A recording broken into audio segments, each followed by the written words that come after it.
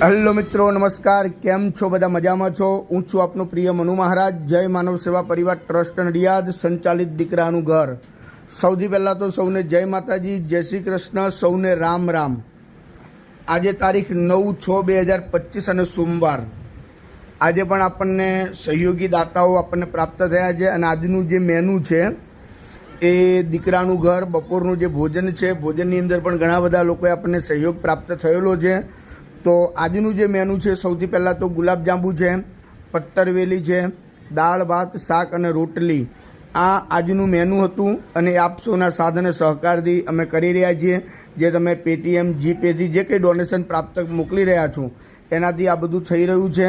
અને આજે જેણે સહયોગ આપ્યો, તમને બધાને થતું હશે કે આ સહયોગી દાતા એટલે શું અને સહયોગી દાતા કઈ રીતના બની શકાય. જો તમારે પણ જો સહયોગી દાતા બનવું હોય તો એક ટાઈમના 2100 રૂપિયા તમે આ સંસ્થાને અર્પણ કરી શકો છો. અને તમે જાતે અહીંયા રૂબરૂ સર બધા બા દાદાને સૌ એટલે કે પીરસવા માટે પણ અહીંયા જાતે આવી શકો છો. અને તમારા હાથે સૌ બા દાદાને અમે ભોજન પીરસતા હોઈએ છીએ.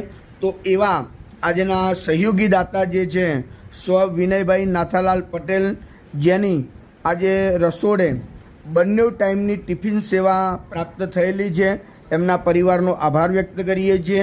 સ્વ શૈલેષભાઈ ચંદ્રવદનભાઈ સુથાર, એમના પરિવાર તરફથી પણ આપણને સહયોગ પ્રાપ્ત થયેલો છે. નિલેશભાઈ જયંતિભાઈ પટેલ, એમના તરફથી પણ સહયોગ પ્રાપ્ત થયેલો છે. સ્વ હર્ષદભાઈ રણછોડભાઈ પટેલ, એમના તરફથી પણ રસોડે સહયોગ પ્રાપ્ત થયેલો છે. સ્વ હરિશંકર મગનલાલ પુરોહિત, એમના તરફથી પણ આપણને સહયોગ પ્રાપ્ત થયેલો છે. તો આ હતા આજના સહયોગી દાતાઓ અને એ સર્વે દાતાઓનો હું હૃદયપૂર્વક આભાર માનું છું.